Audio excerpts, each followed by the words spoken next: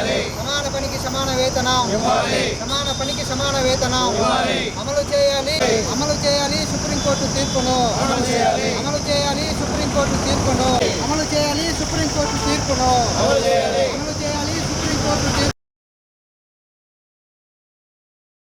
ఆంధ్రప్రదేశ్ రాష్ట్రంలో ఇంజనీరింగ్ విభాగం, municipal engineering విభాగం వాళ్ళు చాలని వేతనములతోటి చాలా దుర్భరమైనటువంటి పరిస్థితులు గడుపుతూ ఉన్నారు.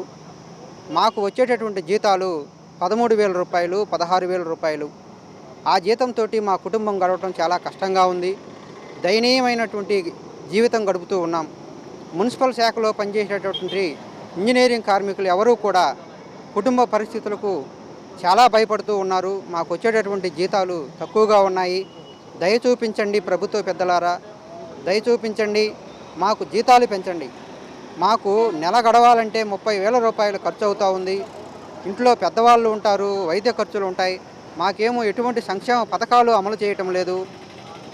ప్రభుత్వం వారు ఆప్కాసులో ఉన్నటువంటి ప్రతి ఒక్క ఉద్యోగి ప్రభుత్వ ఉద్యోగి అంటున్నారు.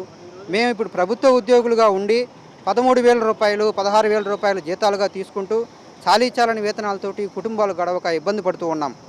మాకు ఇంజనీరింగ్ సెక్షన్లో ఉన్నటువంటి వారందరికీ కూడా టెక్నికల్ వాళ్ళకి 29,500, నాన్ టెక్నికల్ వాళ్ళకి 24,500 జీతం ఇప్పించండి, లేదా కనీస వేతనం 30,000 చేయండి.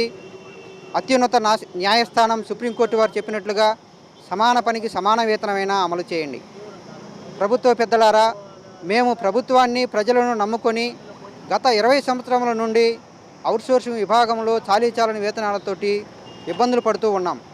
దయ చూపించి మాకు జీతాలు పెంచండి, మా కుటుంబాలను ఆదుకోండి.